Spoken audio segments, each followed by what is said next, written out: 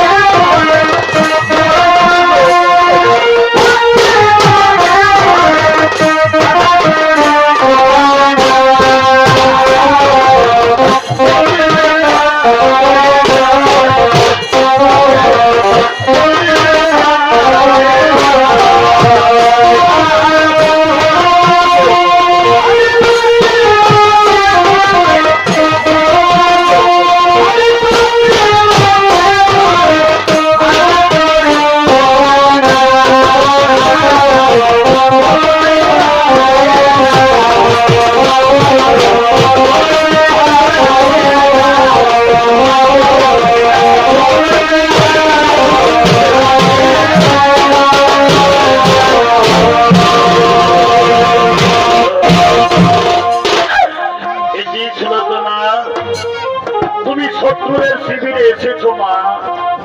যাও মা যাও, তুমি ফিরে যাও মা, তুমি শত্রুদের শিবিরে থেকো না মা। যাও মা যাও, তুমি ফিরে। প্রভু প্রভু গো, আর কথা বলে লজ্জা দিও না।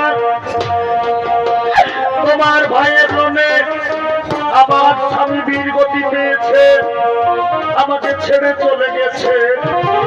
আমি পূর্ণ যৌবনা, কেমন করে আমি স্বামী হারা দিয়ে বাঁচব? আমি পৃথিবীতে আর বাঁচতে চাই না। আমি আমার স্বামীর চিন্তায় জীবন দিয়ে আমি সতী হব। ওগো প্রভু, দয়া করে আমার স্বামীর মাথা দিন প্রভু, আমার স্বামীর মাথা দিন।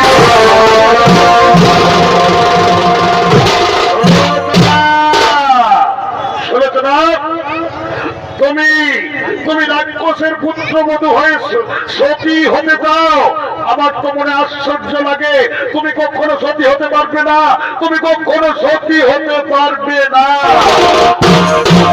শোনো সুলোচনা, তুমি যদি সত্যি সতী হতে চাও তাহলে সতীত্বের প্রমাণ তোমাকে আমাদের শিবিরে দিতে হবে। যদি তোমার স্বামীর কাটা মাথা সবার মধ্যে হেসে উঠে তাহলে আমরা বিশ্বাস করব যে তুমি সত্যি সতী হতে পারবে।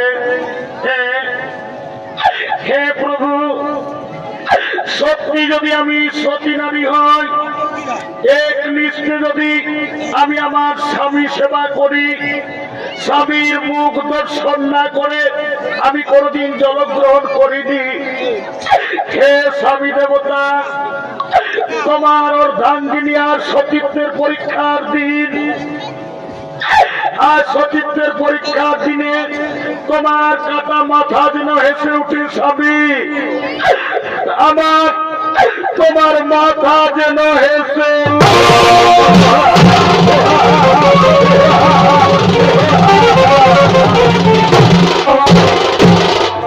মা সুলোচনা, আজ আমরা বিশ্বাস করলাম মা তুমি সত্যি সতী। তোমার স্বামীর কাটা মাথা আমাদের সবাই হেসে উঠলো। এই নাও, এই নাও মা তোমার স্বামীর কাটা মাথা, এই না মা তোমার স্বামীর কাটা মাথা।